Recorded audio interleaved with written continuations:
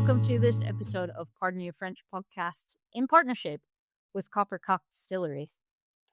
Today, we actually have a topic, and Steph's gonna tell us what it is. Yeah, so growing up versus starting over. So how moving to France changes your identity, conversations, your humor, what you left behind, what you've gained, and what you're becoming. I don't know. I mean, I've grown up a lot because I feel like I was just a kid when I came over. It was like my first 26, but it was my first time, like I was out of uni. It was my first time like moving out of my hometown. I didn't live with my parents, but I did go have dinner with my dad and family once a week and my mom and family once a week. My siblings didn't all live around anymore. So like they'd kind of spread their wings and gone, but I had stayed. And I feel like it just kind of prolongs your childhood in a way. And I'm very childlike. It's a different world. Yeah. I was talking to one of my friends at the golf club, and he said, the past is like a foreign country. And I was like, I'm gonna steal that. And I said, I'm gonna put that in a song. And he goes, oh well, you can't quote me for it. It's actually like a French philosopher. Oh, Is there some? Well, we honor that philosopher. It's probably Descartes or something. But it was a really clear thing because in my case, the past is a foreign country, like literally a foreign country now. So the country that I live in is foreign to what I grew up in. It was very liberal. And we used to joke, in Humboldt, you let your freak flag fly. So it was always just like, be yourself. That was what I was raised to be, just be yourself and don't try and, fit in with the crowd and stuff like that. It's, you are who you are and there's no reason to adjust. But I think that philosophy is great. And I do believe the kids like Carter's generation are embracing that philosophy. I do believe that they quite like their own identity and they're not going to bend or be manipulated by society a lot of the time. I think so too. I think as well that, where we live in France isn't like moving to Paris. So like even in some of the groups that we follow and things like that. And it's like, oh, what do you wear? People are more so put together in Europe. And, Simon was like, oh, I visited Italy. It was amazing because people don't even wear jeans there. Like everyone is in nice shoes, nice shirts, nice trousers. It's like a completely different culture from our everyday. Whereas here, I feel like there's that, like we're in the middle of nowhere and there's still a level of like you could go to the supermarket in a dressing gown and nobody would really bat an eye. And I don't think you get that as much in bigger cities in France. I feel like there's still like a social expectation. Yeah, definitely. That we don't necessarily have, which is nice for me. When I first moved here, I was like, oh my God, everybody's like all the French women are so glamorous. And even like the expats, they do look put together a lot more than I ever was. I have days where I do my hair and my makeup and I'll wear heels, but they're very rare because I'm always mowing the grass or like a lot more hands-on. Like it's so hands-on. I live more like a farmer here than if I'd moved to Paris. And I had a really interesting conversation with a lovely lady who just had a beautiful little boy. And she used to live in Paris. And I was just having a conversation with her about what's the difference between living in Paris and then living in this area. And she was saying, like, I feel like a bag of shit, basically. And that's okay. I can get away with it here. I mean, she looked amazing and so put together, and her baby's only like 6 weeks old. Because I was like, American woman, American, American, and I was like, how do you look so put together? She's like, compared to what I would have to look like in Paris, this is like nothing. Mm. And she said, I guess it is that culture of like, oh, you've had a baby, right? Like, okay, grab your Stanley Cup, put on your Lululemons and go for a march when the baby's like a few days old. Do you know what I mean? I don't know if it's to prove to yourself that you still can.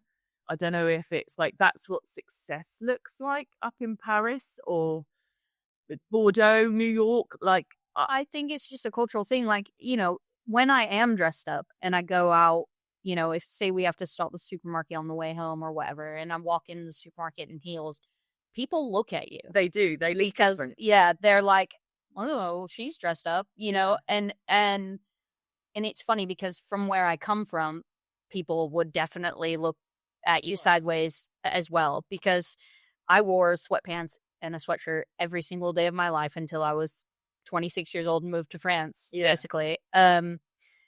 I played sports and stuff. And so it was just a completely different group of people. And I did use moving to France as an opportunity to kind of try and reinvent myself as far as fashion, expecting that I was going to have to wear real clothes more often. Yeah. Turns out, I just like sweatpants. Yeah. So it turns out that like just being comfortable, comfort is the most important thing to me.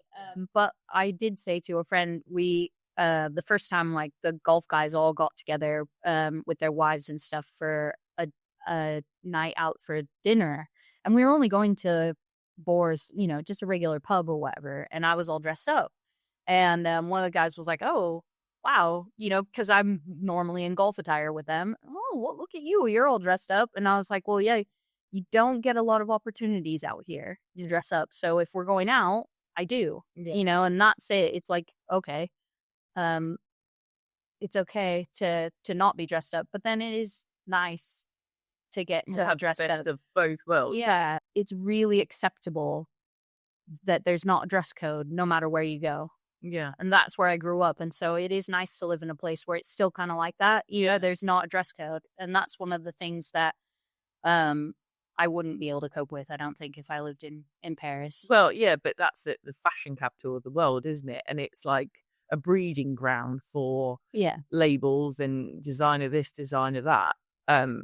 I personally would never move to Paris because they'd take one look at me and go, obviously you look homeless. Like, I don't know. Yeah. I don't have time to worry about like hair, nails, makeup and things like that. I did at one stage in my life when I was probably like 19, 20, invest like heavily in clothes and but you worked at a beautician's and like had that situation. Yeah.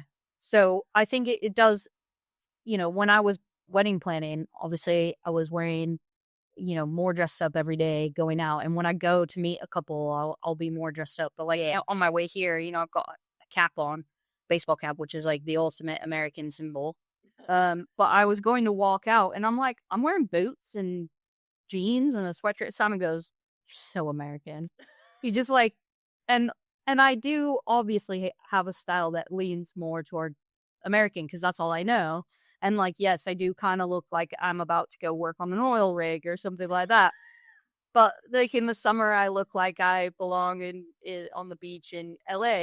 It's just that's what I know. So you think, because so it takes it back then, like the starting over. You can move to a different country, but you are who you are, and what is ingrained in you can happily remain. Yeah, like but you don't have to feel the pressure of fitting in with another culture, even though you've moved to their country. Well, you never will. It's like what we were saying with the language thing. It's like as much French as I can speak, I'm always going to have an accent. People are always going to know I'm a foreigner. Yeah. And I blend better than I would when I first arrived. You start to follow trends. Like I'm buying my clothes from French retailers and things like that. So there's a limit to how American I can get. Yeah.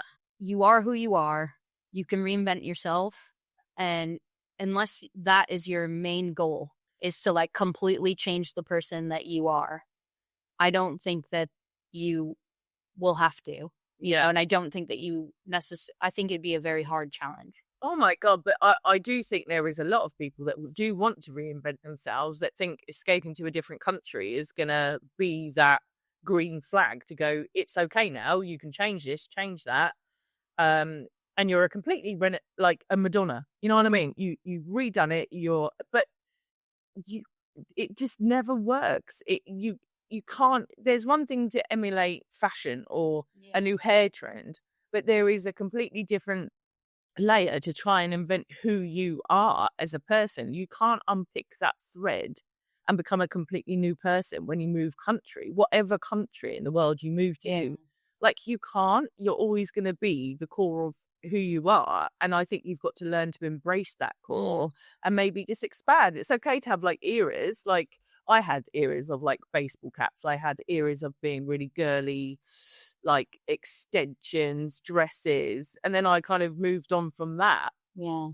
Now I into mum. And then when I do my hair and makeup, and Carl will go, oh, like, is got a hot date? If only. So let's talk about this subject quickly then. Oh God. So yeah. So I thought it was I had a moment one morning last week, and I decided I'm actually going to announce to the universe, but more importantly to myself, that I'm going to be back on the dating market, because it's been 11 years since I had Carter and like an on-off relationship with his dad. And I just want to not start afresh, but underline that chapter and move forward. And I've never had enough time, headspace for anybody else, but now I have. I've got into like the flow and things 5 years on. So I created this post, and I thought it was funny to advertise myself as a house, right? Don't know. I had too much caffeine that morning. 3 beds, 2 bath. What? I don't know. So I wrote, because I used to be an estate agent as well. So I was like, how would I describe myself if I was a property for sale? Well, I'm like this, that, and I've got this character. Anyway, so I posted it. I thought nothing of it. And then I had some messages and stuff from like people that I know going, oh my God, you've made me wet myself. And I was like, oh, it's done what it's meant to do. It was meant to be a light-hearted thing. And then I started getting some messages from people that I don't know, men and women. And I was like, are they apply? Because I think I put apply within. Yeah. This is how you put yourself on the market, is you get your work wife to share your story with property moguls on Facebook. But I didn't know that you'd done that. And it wasn't until I think I posted it on like the Wednesday, and then I'd seen Vanessa on the Friday. And I was like, yeah, something weird's like happened. Like I keep getting like messages and like stuff from people that I don't know, like weird ones.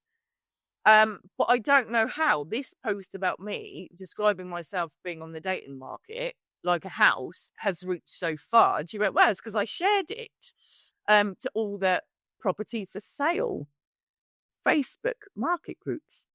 Isn't this just a lesson in what can happen when you use social media? In the wrong way. Not in the wrong way. This is what, this is what people do. They put themselves out there online for anyone to share.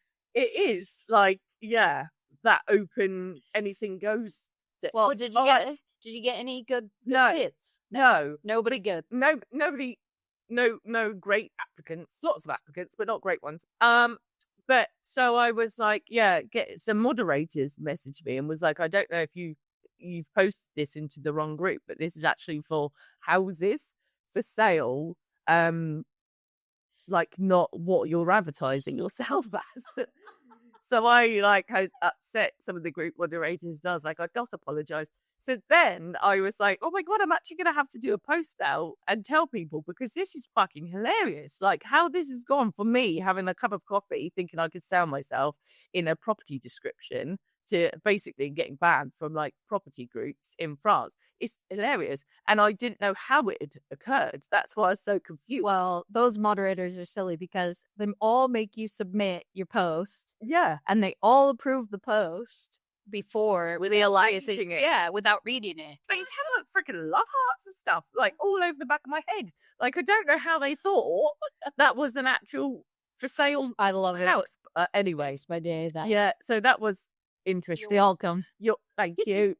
So I'll wait for the right applicant to come along, then I'll give you a thanks. French identity, I don't think I'm in any way French. I don't want to say I'm an English person in France, which I am. But I like to think that certain elements of me they'll never be French, but they will be acceptable in France, in the sense of I can sit with a group of French people. I can't keep really up with what they're saying, but because my personality, I kind of not get away with it. That's the wrong word, but like I'm accepted because they know I'm not trying to be malicious or a dick or ignorant. I always try my best. So I think they're very forgiving in that circumstance. But I don't think my identity has changed. I've definitely grown size-wise from the cheese and the wine, but personality-wise, because obviously now I live with my dad and I full-time and Carter, so I've become what they call like a sandwich parent, where you've got an older generation and a younger generation all under one house roof. And you're basically responsible for everything that happens. So it could be, sorting Carter out because he's had a meltdown. That's some socks that I haven't washed, or I have washed, I've put them in the wrong place, and then my dad pecking my head about like an unboiling, or have I gone and got this on the bricko, or so, complete head fuck, to be honest. But my circumstances aren't your average, are they? They're not typical, really. Yeah. Well, so it's weird. I wouldn't necessarily say mine are typical either, because I live with a British person and I'm American. And I think the two of us have also grown in a huge way into French culture. We do test the waters of making friends in different French communities. He keeps saying to me, now that he's playing in the pool league, I have his friends who are British that play pool can all speak French pretty well.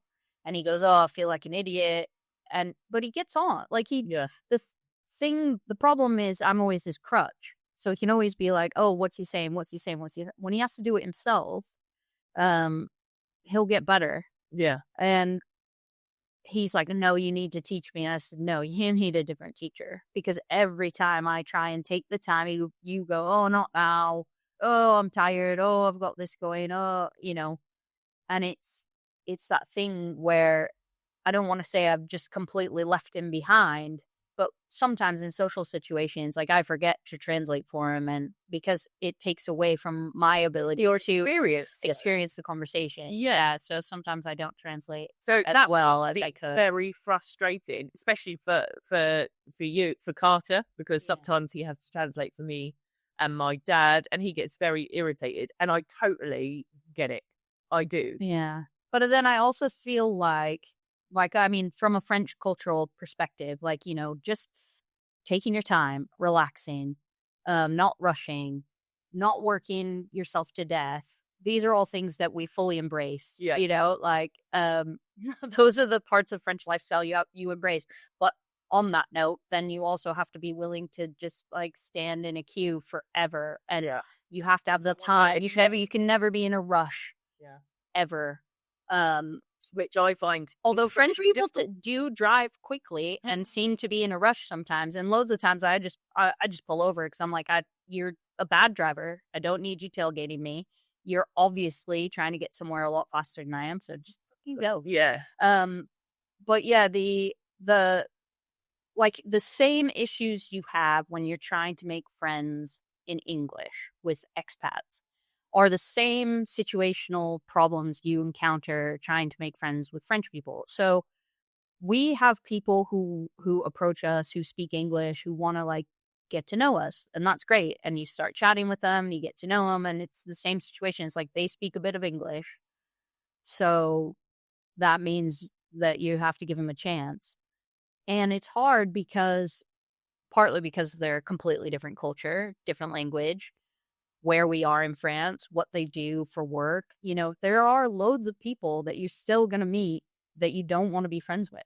You know what I mean? Yeah. And that happens in every language, finding your people, finding the people that you think are cool, that you want to talk to, is just as difficult as it is with expats, because you're still limited, on some criteria for making friends. Yeah.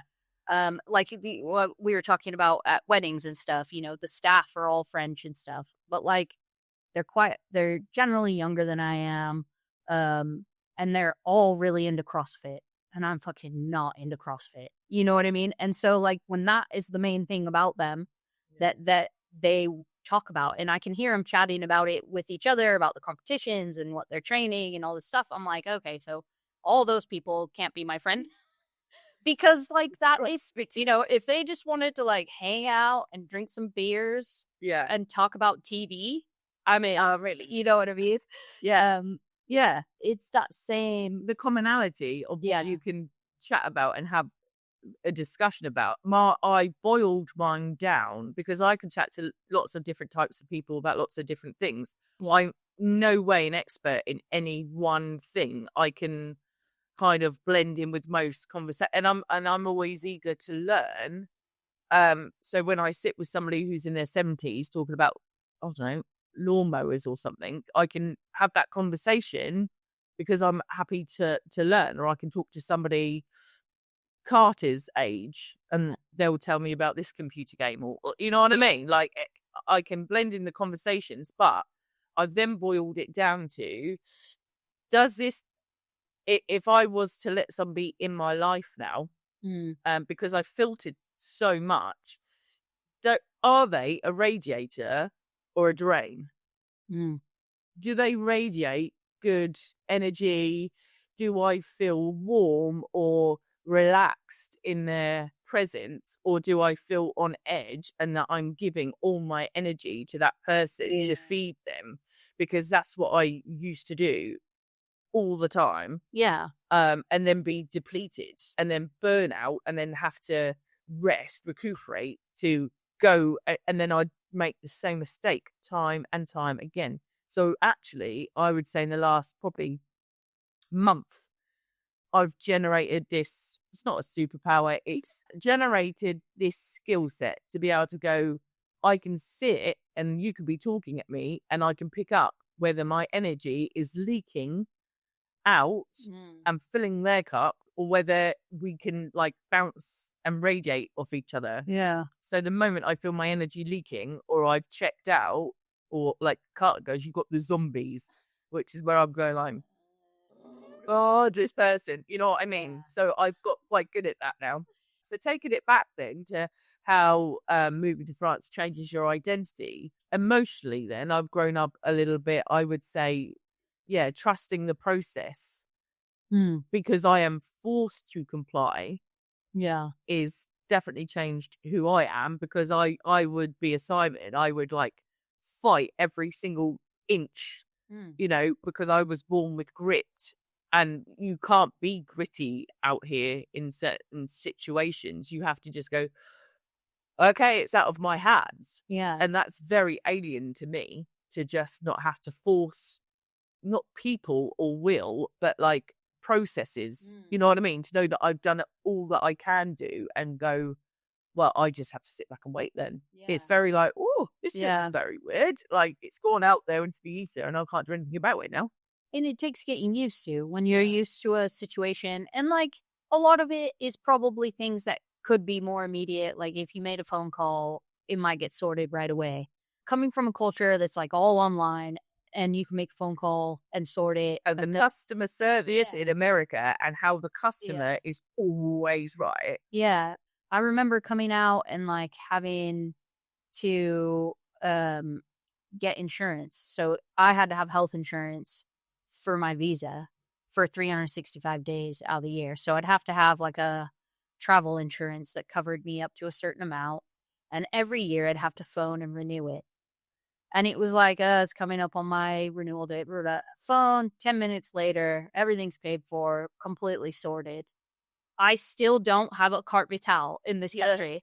It's ridiculous, but I'm also like, you know, like, what else could you do? Exactly. Like, until I have a serious medical condition, I guess I'm just gonna wing it. And even my doctor said, you know, like, she goes, oh yeah, it took me a long time too to get one. And she's a doctor. She was like, oh yeah, it just takes a while. So trusted the process, I think. identity wise. Yeah, I just learn to relax that little bit more as a culture, and you'll find your rhythm, because my rhythm has definitely slowed down, and I definitely feel more in control, if that's the right term, of my rhythm than I was forcing and pushing everything all the time, because I was just bashing my head against a brick wall. Yeah. But yeah, so identity is a really important one. And I think a lot of people learn about that when they move to any country. So question 2, what would we put in a welcome pack for new expats? Oh my gosh. I've been thinking about this as well because I knew this question was coming, and I'm like, sunglasses? Oh yeah. Some sunglasses.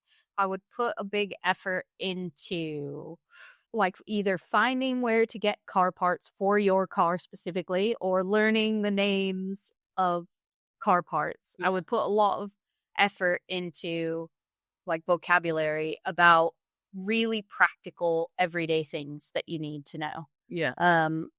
So yeah, it would be like a French English dictionary, but literally just for like my make and model of vehicle. Yeah. Yeah, sunglasses and a book with translations. Okay, yeah, translator. I had that written down. I would tell them to bring, if they come from a country that enjoys really spicy food, I would tell them to make sure to either find how they can get that sent to them, or grow it, or bring it with them. Yeah. So yeah, like, I really miss jalapenos and ancho chilies and chipotle chili. Basically anything spicy and Mexican. Yeah. Yes, I miss that one. Yeah. I don't know. What about you? What would you say? I mean, Brits have like a huge advantage in that there's already like a network of ways to get British food here. Yeah. So you can get a lot of that stuff if that's your comfort food. I'd say like learn to recognize what kind of comfort foods you have. Yeah. And pack them, and then learn to live without them. So I think for me, it was like, what would a welcome pack would be, learn to live with what you love. Yeah. Would learn to live without what we love. Yeah. Number 1, your patience. Pack your patience, because you'll definitely need that. A connection. And actually, Helen, who was my estate agent I bought that property through, was really good. She was like, here's your contact for your electricity, for your water. This is where your local doctors were. That one connection that can spark lots of other connections for you. I would definitely recommend you a welcome pack for local expats, whatever country you've moved to. Find a local group. Start making connections before you've even landed. I felt very alone when I first moved here, because that was the reality, and I felt okay with it, but not everybody. Maybe people are very social compared to me. So I would recommend, in your welcome pack, a good Facebook group that is not judgy or like too much, you know what I mean? It's just factual, great information that helps you get from A to B in a reasonable way. Yeah, you Google Translate, internet. Yeah, but you can't pack your internet. No, but you can find out very good information about what internet is available for your property. So you can go online and do a search, which I wish I had done before I moved here. Yeah. As I went without internet for 6 weeks, which was really the most critical time when I was trying to do my carpet out, my cartization, all of like import cars. Yeah, but that's how you earn your stripes here as well. It's like, I feel like you have to go through these things. Yeah, tribulations. Like, French people have to go through these things. It's a nightmare. Like, getting internet at your property is a nightmare. French, English, Italian, whatever you are. Yeah. It's not an easy situation out here because we're in the middle of nowhere. Yeah. But if I could if I was to land here today, like 5 years today, what would I have in my welcome pack? Great internet. Fucking good internet. I really would. I'm an internet person. Yeah.